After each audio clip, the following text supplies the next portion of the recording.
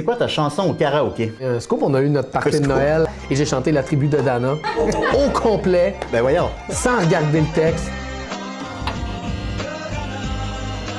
Vous aurez reconnu bien sûr Gabriel Nadeau-Dubois qui a annoncé aujourd'hui qu'il quittait son poste de co-porte-parole de Québec solidaire. Les crises successives ont laissé des traces. Je suis usé. Celui qui se sera fait connaître comme un des leaders des manifestations étudiantes de 2012 reste quand même en poste comme député de Gouin, son comté à Montréal, jusqu'aux prochaines élections en 2026. GND devient co-porte-parole de QS en 2017, alors que le parti est plutôt marginal avec seulement 3 députés élus. Sous son leadership, il aura quand même réussi à faire de QS une force politique plus grande, plus sérieuse, passant de 3 à 12 députés. Chaque jour dans nos écoles, il y a des milliers d'enfants qui ont le ventre vide. La crise climatique menace la sécurité de nos enfants. Effectivement, l'environnement, la crise du logement, la cause des personnes plus vulnérables, plusieurs autres causes sociales aussi, comme l'alimentation scolaire, auront été ses principaux chevaux de bataille politiques. On va aussi se rappeler de ses nombreux échanges plutôt intenses avec le PM, M. Legault, au fil des années. Le chef de Québec solidaire nous parle de Maurice Duplessis. Il n'était pas un woke comme le chef de Québec solidaire.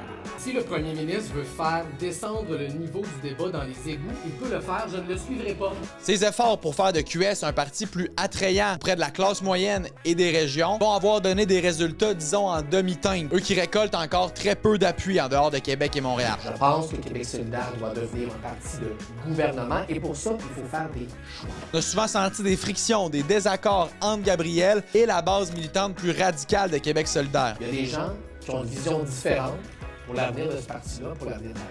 Ces désaccords-là à l'interne du parti auront contribué à sa décision d'aujourd'hui de quitter. Les critiques, ça fait partie de la politique. Mais c'est sûr que quand elles viennent, pas des gens devant nous, mais des gens autour de nous et derrière nous dans notre parti, c'est sûr que ça fait plus mal. Au final, oui, Québec solidaire va avoir progressé sous GND, mais le parti n'aura pas, selon moi, été capable de maximiser tout le talent politique naturel de Gabriel. Là, il décide de prendre une pause alors qu'il vient d'avoir un deuxième enfant. Je suis sûr que ce sera pas long qu'on va le revoir quelque part dans le monde politique. Gabriel, je te souhaite un bon repos et bonne chance pour la suite.